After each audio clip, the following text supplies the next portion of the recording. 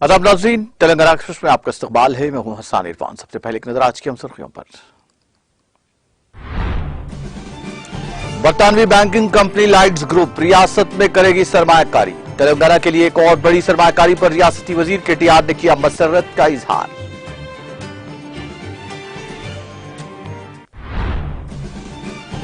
Telangana police स्टेशनों की इमारतें मुल्क भर के पुलिस स्टेशनों के लिए रोल मॉडल। चिरलापल्ली और उप्पल विमेन पुलिस स्टेशन की जदीद इमारतों की इफ्तिताही तकरीब से वज़ीर दाखिला मोहम्मद महमूद अली का खिताब।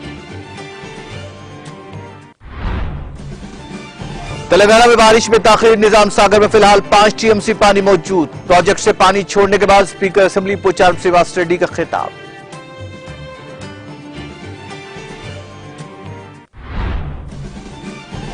जागृति तहरीक ने हमारी सकाफत और रिवायत के तहफ़्फ़ुज़ के लिए मेहनत की। मुल्क भर में दिया जाएगा साहतिया जागृति अवार्ड। डॉक्टर एन गोपी को प्रोफेसर जयशंकर मुमताज अदबी अवार्ड अता करने के बाद सदर भारत जागृति कविता का खिताब।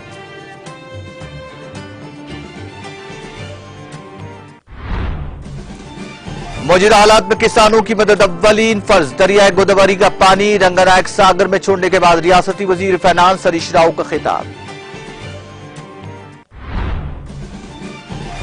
अपोजिशन में होने के बावजूद कांग्रेस कायदीन को नहीं आया होश। रियासती वजीर जगदीश रेड्डी का सूर्यापेट में मीडिया से खिताब।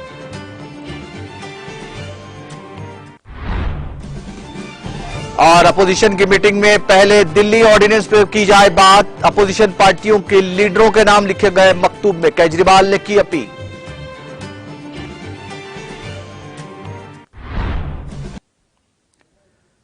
और अब खबरें तफसील से।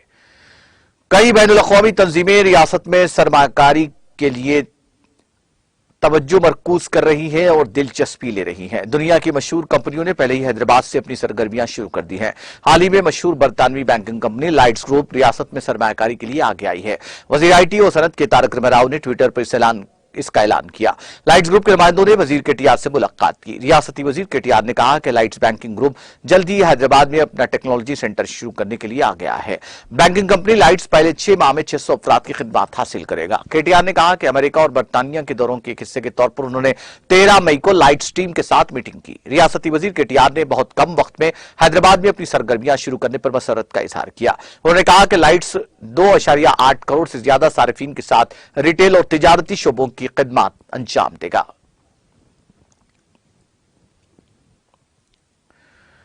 तेलंगाना पुलिस स्टेशनों की इमारतें मुल्क भर के पुलिस स्टेशनों के लिए रोल मॉडल बन गई हैं, क्योंकि ये इमारतें किसी भी कॉर्पोरेट दफातर या 5 स्टार होटलों से कम नहीं। जबकि तश्कील तेलंगाना से पहले पुलिस स्टेशनों की इमारतें खस्ताहाली का शिकार थी। इन ख्यालात के जहां तेलंगाना के रियासती वजीर दाखिला मोहम्मद महमूद अली और रियासती वजीर मल्ला रेड्डी ने चारशंबे को चिरलापल्ली और उप्पल विमेन पुलिस स्टेशनों की जदीद इमारतों का इफ्तिताह अंजाम देने के बाद खिताब करते हुए किया।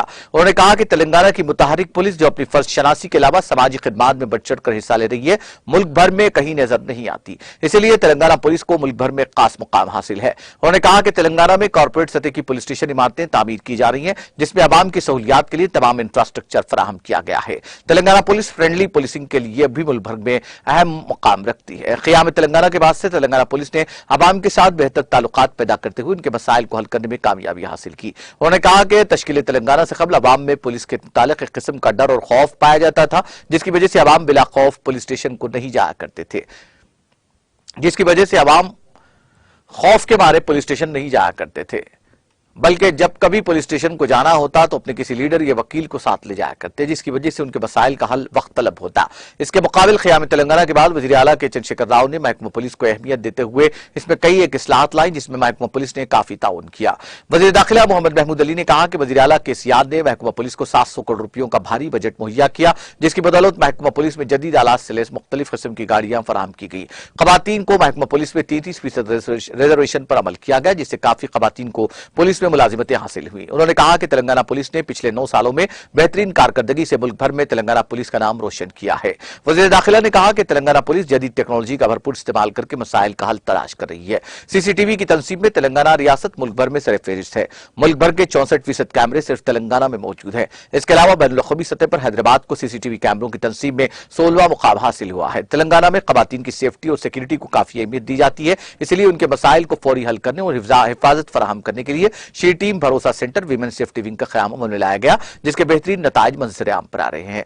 वज़ीर दाखिला ने कहा कि तेलंगाना हुकूमत मजमूई तौर पर तरक्की की सिमत गामजन है, जिसका सहरा वज़ीर आला केसीआर के सर जाता है, जिसके लिए उन्होंने वज़ीर आला केसीआर का शुक्रिया अदा किया। पुलिस स्टेशनों की जदीद इमारत की बेहतर तामीर पर वज़ीर दाखिला ने DGP Anjani Kumar, Rachakonda police commissioner DS Chauhan और उनकी पूरी टीम को मुबारकबाद पेश करते हुए अपनी नेक ख्वाहिशात का इजहार किया।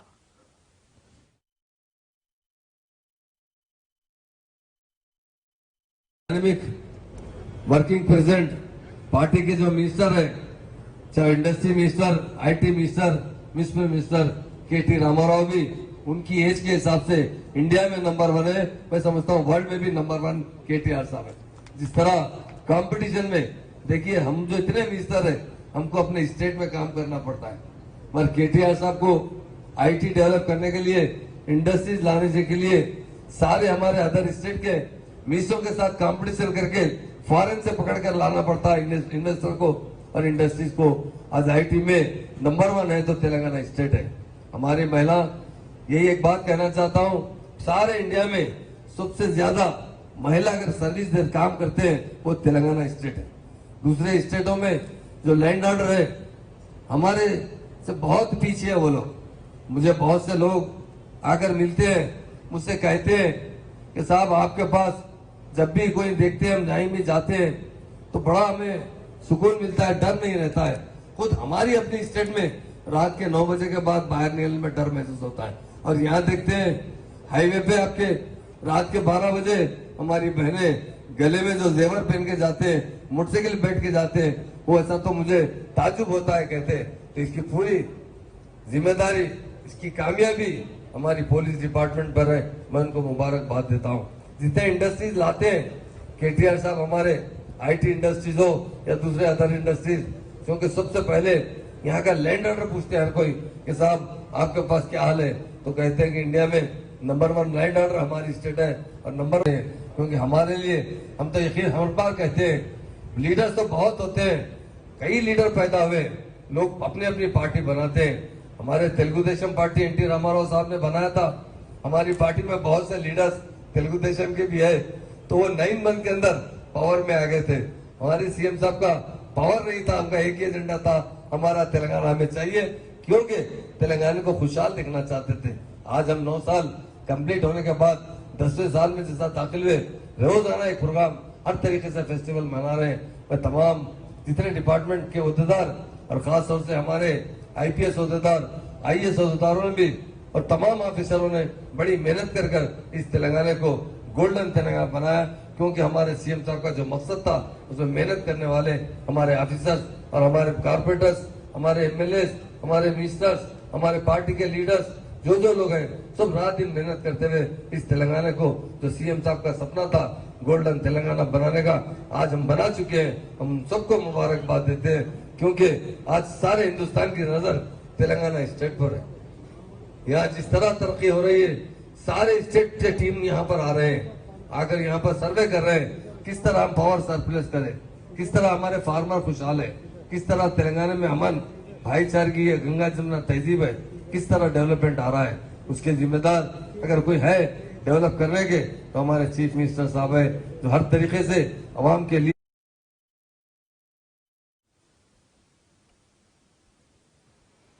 तेलंगाना में बारिश में ताकीद के पेश नजर स्पीकर पोचाराम श्रीनिवास रेड्डी ने चारशंबे की सुबह 6 बजे निजाम सागर प्रोजेक्ट से 1500 क्यूसेक पानी छोड़ा।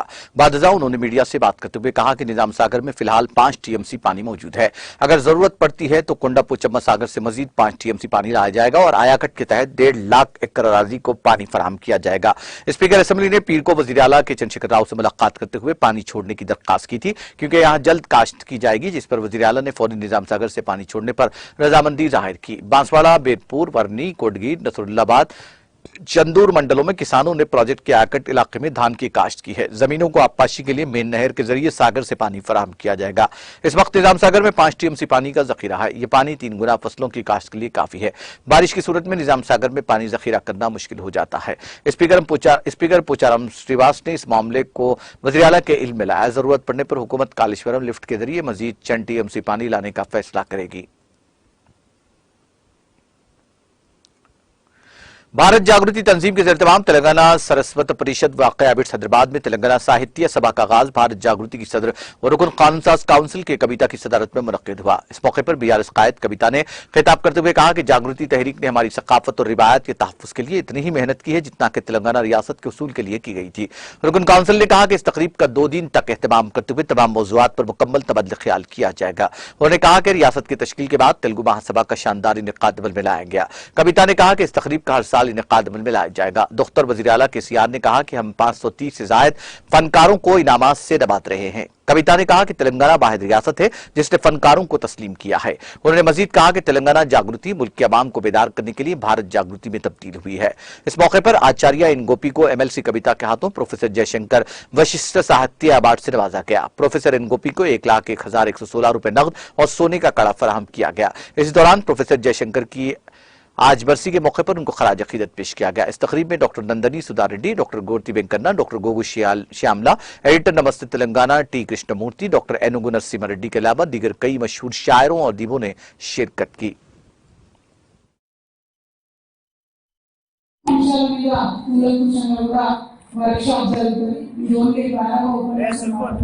దీని తర్వాత అన్ని జిల్లాల నుండి సాహిత్య సంస్థలు ఇన్వైట్ చేయడం జరిగింది.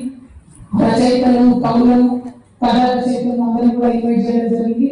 ఒక 5-7 మినిట్స్ లో సార్ 2 days ఏం చేస్తున్నామని నేను చెప్తాను. ఎందుకోసం అంటే ఏ ఒక్క అంశాన్ని కూడా వదిలిపెట్టొద్దని సీరియస్ వర్క్ షాప్స్ లాగా చేయడం జరుగుతుంది.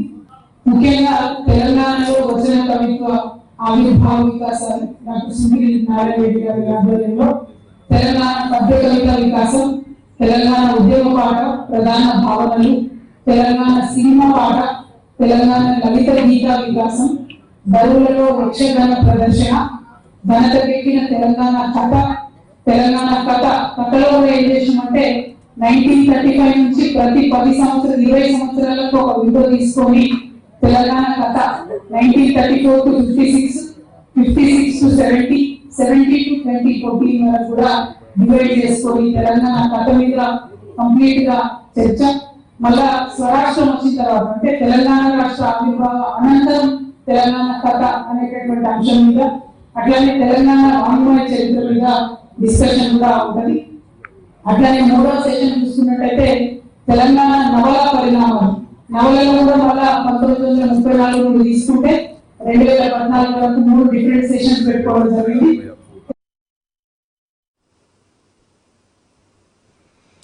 वज़ीर सेहत हरीश राव ने कहा कि मौजूदा हालात में किसानों की मदद करना अव्वलीन फर्ज है क्योंकि रियासत में बारिश में ताखीर हो रही है।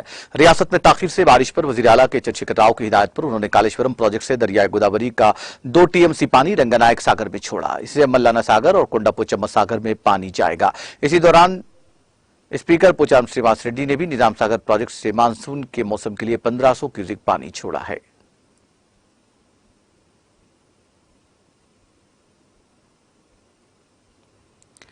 तेलंगाना के वजीर बरखी जगदीश रेड्डी ने कहा कि अवाम ने कांग्रेस के खिलाफ अपनी नाराजगी का इजहार किया जिसके नतीजे में वो आज अपोजिशन में है।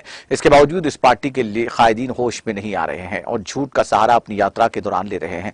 उन्होंने सूर्यापेट जिले में मीडिया से बात करते हुए कहा कि कांग्रेस के लीडरों ने तेलंगाना की तश्कील के 10 साला जश्न जिसका एहतमाम रियासती हुकूमत की जानिब से किया जा रहा है के खिलाफ झूठ बात करते हुए लोगों को गुमराह करने की कोशिश कर रहे हैं। सूर्यापेट जिले में कांग्रेस की जानिब से जश्न के खिलाफ किए गए एहतजाज पर वजीर जगदीश रेड्डी ने बरहमी का इजहार किया। उन्होंने पूछा कि कांग्रेस कायदीन इस बात पर एहतजाज करेंगे कि अवाम की फलाह बहबूद के फवायद गैर हकीकी है। उन्होंने पूछा कि यह बताया जाए कि क्या तरक्की तेलंगाना में नहीं हुई है। अपोजिशन ये तस्वुर कर रही है कि लोग उसके झूठ पर यकीन कर लेंगे।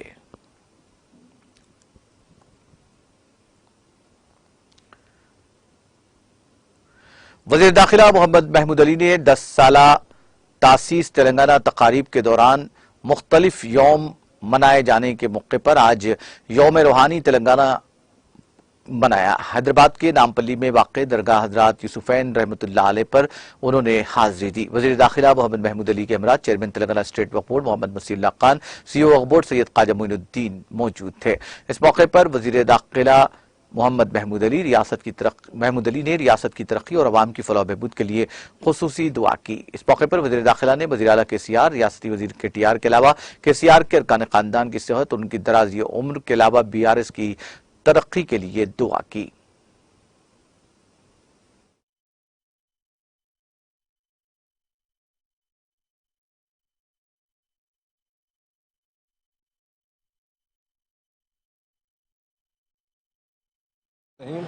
अस्सलामु अलैकुम रहमतुल्लाहि व बरकातहू। आज यकीनन हमारे लिए खुशी की बात है क्योंकि हमारे ऑनरेबल सीएम साहब ने 14 साल जद्दोजहद करते हुए तेलंगाना हासिल किया है और हासिल होने से पहले काफ़ी लोगों में बड़ा डाउट था तेलंगाना बनेगा तो कैसा बनेगा, कैसा डेवलपमेंट हासिल करेगा। और ख़ास तौर से आज हम जिस दरगाह पर हाजिर हुए यूसुफ़ैन शरीफैन साहब के पास हमारे सीएम साहब भी आकर यहाँ मन्नत करे थे, दुआ के लिए उनसे इल्तिजा किए थे। आज हमारा तेलंगाना भी बना और तेलंगाना में हम लोग ने 9 साल हुकूमत की। 9 साल के अंदर जो तरक्की भी है उसके लिए 2 जून से मुसलसिल प्रोग्राम्स होते आ रहे हैं जिसमें हमारी तरक्की बताई जा रही है कि तेलंगाना पहले क्या था, बाद में क्या हुआ। और आज हमारा जो समरालू जो हम फेस्टिवल मना रहे हैं, कल हम लास्ट डे है और आज ख़ास तौर से तमाम कौमों के लोग अपनी अपनी दरगाह हो, मस्जिदें हो, चर्चें हो, मंदिरों में दुआ की जा रही है कि अल्लाह ताला सीएम साहब को सेहतमंद रखे, उनके अपने ख़ानदान को। जो हमारे वर्किंग प्रेसिडेंट है केटी रामाराव के बारे में और कविता मैडम के बारे में, तो आपकी साहिबजादी हमारे एमएलसी है, गिड़गिड़ा कर इस दरगाह यूसुफ़ैन शरीफैन पर दुआ की गई है। अल्लाह इन तमाम को सेहत और तंदुरुस्ती दे, हमारे सीएम साहब को हिम्मत दे। वो आज टीआरएस को बीआरएस पार्टी बनाए।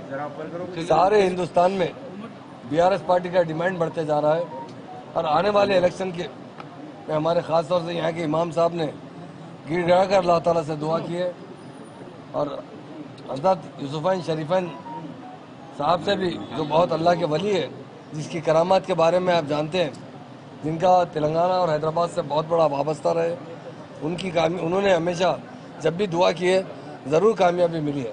तो हम गुजारिश किए हैं कि यहाँ पर अल्लाह ताला से दुआ कीजिए, अल्लाह ताला हमें कामयाबी अता फरमाए। आने वाले इलेक्शन में इससे ज़्यादा सीटें हम जीतने हैं और फिर से मजबूत हुकूमत बनने की अल्लाह ताला से हम दुआ करते हैं कि केसीआर साहब को इक़्तिदार दे और बहुत मजबूती से बीआरएस पार्टी को ताकत अता करे ताकि स्टेट के अलावा सारे हिंदुस्तान में भी एक बहुत बड़ा रूल अदा कर सके। आज इस प्रोग्राम के अंदर ख़ास तौर से हमारे बहुत से टीआरएस के कायदीन और हमारे वक्फ बोर्ड के चेयरमैन साहब मसीउल्लाह खान साहब और हमारे कई कायदीन, हमारे ख़ास तौर से क़य्यूम अनवर साहब जो बहुत टीआरएस के अंदर उर्दू सेक्शन संभालते हैं और बराबर कई बरसों से लोगों में अवेयरनेस पैदा करने के लिए कई अच्छे अच्छे प्रोग्राम कर रहे हैं। हमारे बासित भाई साहब, मुनीर भाई साहब, आरिफ भाई साहब, बदर भाई साहब और हमारे कई लोग और आज जो है ख्वाजा मोइनुद्दीन साहब जो सीईओ है वो भी इस दुआ में शरीक हुए। तो अल्लाह ताला से गिड़ा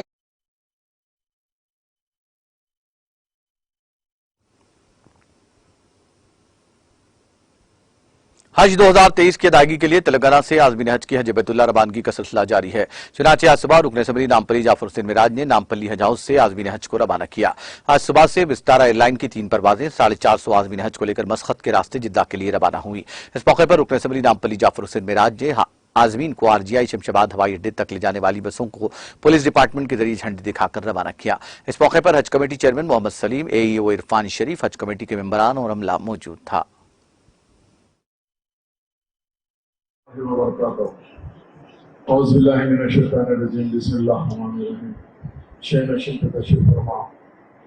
चेयरमैन हज कमेटी जनाब सलीम साहब, ऐसी जगह है, ऐसी पाक जगह है, उस जगह के ऊपर जाते ही अल्हम्दुलिल्लाह अल्लाह सुब्हानहू व तआला ने आप में और हम में हर एक के अंदर एक अलग कैफियत पैदा कर देता है। क्योंकि आज हम ये दिन देख रहे हैं, किसकी तरफ से देख रहे हैं? सरकार दो आलम सल्लल्लाहु अलैहि वसल्लम की तरफ से आज हम इनकी उम्मती बन के पैदा हुए हैं। अब यही सोचेंगे कि वहां पर बहुत ही एहतराम के साथ रहिए, आहिस्ता से बात करिए। खासतौर से मस्जिद नबवी के अंदर लोग बैठ के दुनियाई किस्से सुनाते हैं, उस जगह किस्से सुनाने का नहीं है। जितनी देर भी आप अगर खामोश भी बैठेंगे, इबादतें भी करेंगे, तो सब एक अलग ही आपको सुकून मिलेगा। इस सुकून के लिए अल्हम्दुलिल्लाह मैं फिर एक मरतबा तमाम को मुबारकबादी देते हुए और हमारे हज कमेटी के तमाम मेंबर्स को, चेयरमैन को, उन सब का शुक्रिया अदा करता हूँ कि ये लोग ने काफी मेहनत की है यहाँ पर हाजियों को रुखसत करने के लिए। अक्सर लोग कहते हैं कि ये क्या किए, ये कोई करने वाला नहीं है, कोई हुकूमत करने वाली नहीं है, इसीलिए नहीं है। जो अल्लाह खिदमत लेना चाहता है वो लेके रहता है। आप लोगों की जो खिदमत है वो एक बेहतरीन खिदमत के लिए अल्लाह ने चुनता है। इसके लिए मैं तमाम का शुक्रिया अदा करते हुए आप लोगों को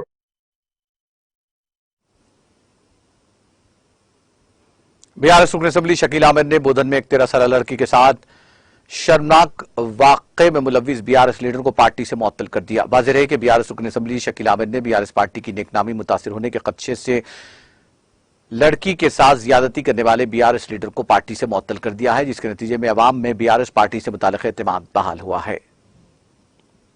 ఒక చిన్న 13 సంవత్సరాల అమ్మాయిని బలవంతం చేసి కాలు చేతులు కట్టేసి నోట్లో బట్ట పెట్టి చాలా దారుణంగా ఒక చెప్పలేని విధంగా ఒక సంఘటన చేయడం జరిగింది. దానికి తీవ్రంగా ఖండిస్తున్నాం. ఆ రాస్కెల్ని లా ప్రకారం ఉరిదీయాల అని పోలీసులకు కోరుతా ఉన్నాం. అన్ఫార్చునేట్ గా వాడి అన్న వాడు బీఆర్ఎస్ కి సంబంధించిన నాయకులు, వారు బీఆర్ఎస్ పార్టీ నుంచి ఇమీడియట్ గా వారికి సస్పెండ్ చేస్తా ఉన్నాం.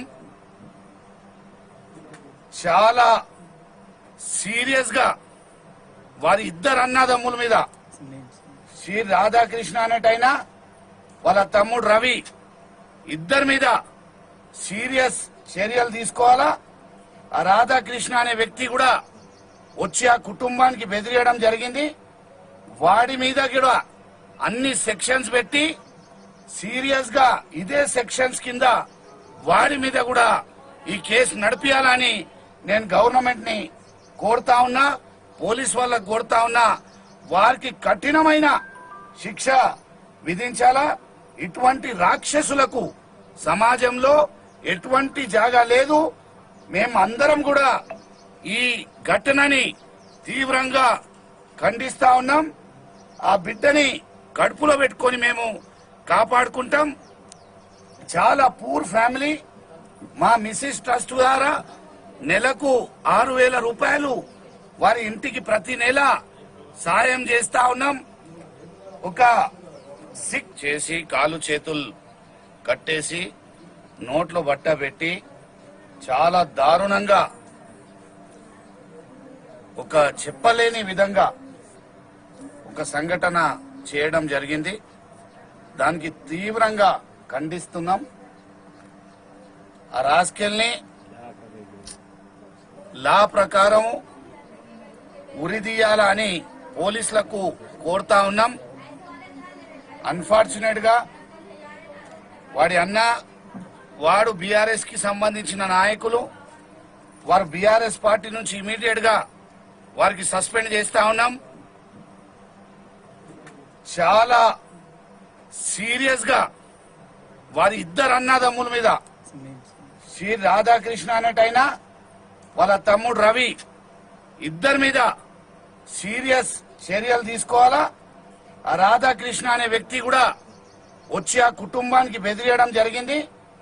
వాడి మీద కూడా అన్ని సెక్షన్స్ పెట్టి సీరియస్ గా ఇదే సెక్షన్స్ కింద వాడి మీద కూడా ఈ కేసు నడిపియాలని నేను గవర్నమెంట్ ని కోరుతా ఉన్నా, పోలీస్ వాళ్ళకు కోరుతా ఉన్నా. వారికి కఠినమైన శిక్ష విధించాలా. ఇటువంటి రాక్షసులకు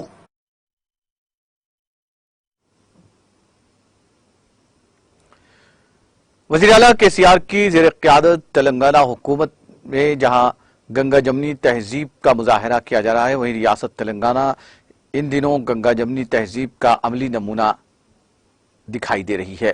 चुनाचे रुकन असेंबली के महेश रेड्डी ने विकाराबाद जिले के पुदूर मंडल में पल्ले बाटा प्रोग्राम में शिरकत के दौरान अपनी तकरीर को उस वक्त रोक दिया जब पड़ोसी मस्जिद से अजान की आवाज सुनाई दी, जिसके साथ ही रुकन असेंबली के महेश रेड्डी ने अजान के खत्म होने तक अपनी तकरीर को रोककर खामोशी अख्तियार की और जो ही अजान खत्म हुई उन्होंने अपनी तकरीर का दोबारा आगाज किया। रुकन असेंबली के इस इक़दाम से रियासत में भाईचारगी और गंगा जमनी तहजीब को फरोग हासिल हो रहा है।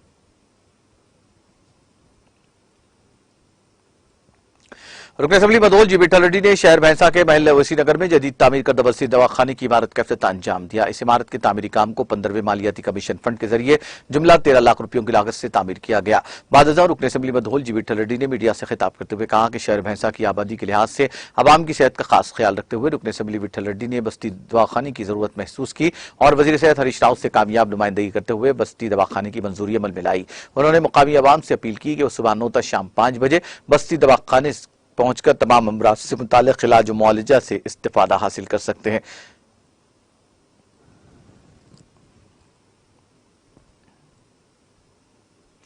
Alka Manoj international fashion designer की रिहाइशगाह वाक़ बंजारा हिल्स हैदराबाद में आलमी योगा मनाया गया, जिसमें टॉलीवुड अदाकारा कार्निका सिंह और टॉलीवुड अदाकार डॉक्टर प्रवीण ने मेहमान खुसूसी की हैसियत से शिरकत की। इस मौके पर वीना रेड्डी के अलावा दीगर सरकर्दा शख्सियात ने शिरकत की। इस मौके पर बीजेपी तेलंगाना के नायब सदर MM मिसेस काजल लखानी, अलका अग्रवाल, ज्योति कपूर, लेल टाटा, माहिर नफ्सियात, योगा डे परमेश्वर सिंह, एजुकेशनल डेवलपमेंट सोसाइटी के एहतमाम मनाया गया।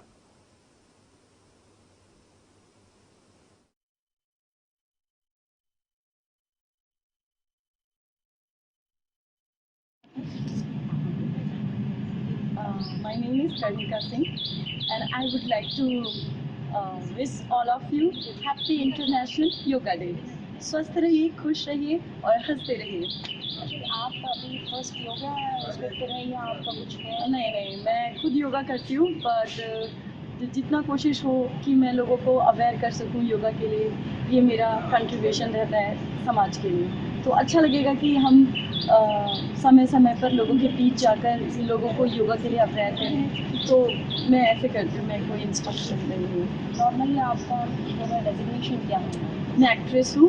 मैं अभी रिसेंटली एक साई-फाई मूवी कर रही हूँ।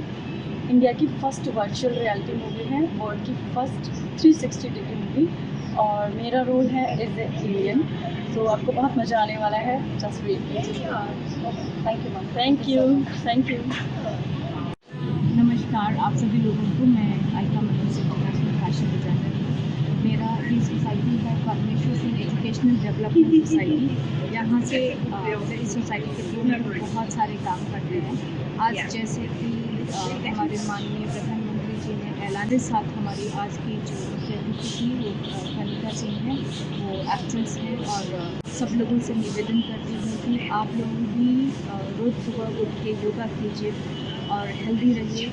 और स्वास्थ्य बहुत ही ज़्यादा ज़रूरी है। आजकल जो इतने सारे पोल्यूशन है तो वो सबसे बच।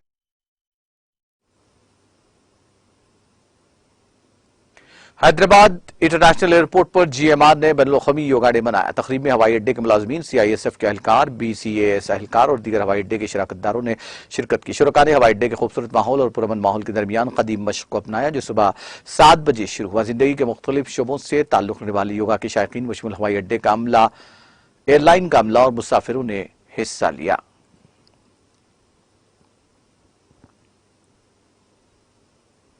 शहर हैदराबाद के एलबी नगर इलाके में जेर तामीर फ्लाईओवर का स्लाब गिर पड़ा, जिसके नतीजे में 10 मजदूर जख्मी हो गए। ये वाकया चारशंबे की सुबह की अव्वलीन सातों में उस वक्त पेश आया जब मजदूर फ्लाईओवर के 2 सतूनों के दरमियान स्लाब डालने का काम कर रहे थे। मजदूरों में ज्यादातर का ताल्लुक यूपी और बिहार से है। ये मजदूर स्लाब के लोहे के फ्रेम में फंस गए। इस वाकये के साथ ही बचाव टीमें वहां पहुंच गईं, जिन्होंने जख्मियों को बाहर निकालते हुए इलाज के लिए करीबी अस्पताल को मुंतकिल करने में कामयाबी हासिल की।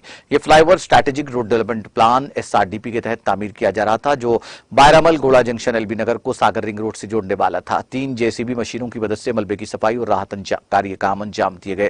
ग्रेटर हैदराबाद म्युनिसिपल कॉर्पोरेशन की DRF टीमें वहां पहुंची। यह भी मालूम करने की कोशिश की गई कि क्या मजीद मजदूर तो इसमें फंसे हुए नहीं है। बताया जाता है कि 4 मजदूरों की हालत तशवीशनाक है। इस वाकये की जांच की जा रही है। वाकये की इत्तला के साथ ही रुकन असेंबली एलबी नगर सुधीर रेड्डी और GHMC मेयर गदबाल विजय लक्ष्मी के साथ प्रोजेक्ट ऑफिसर्स वहां पहुंच गए, जिन्होंने राहत के कामों की निगरानी की।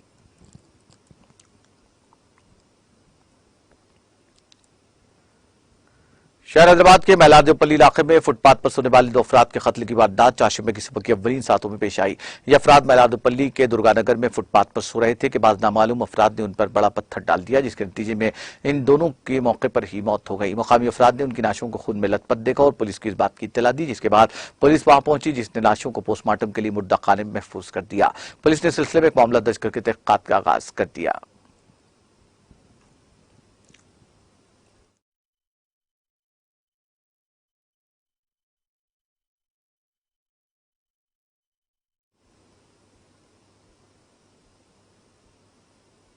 तेलंगाना एक्सप्रेस में वक्त ब्रेक के बाद भी खबरों का सिलसिला जारी रहेगा।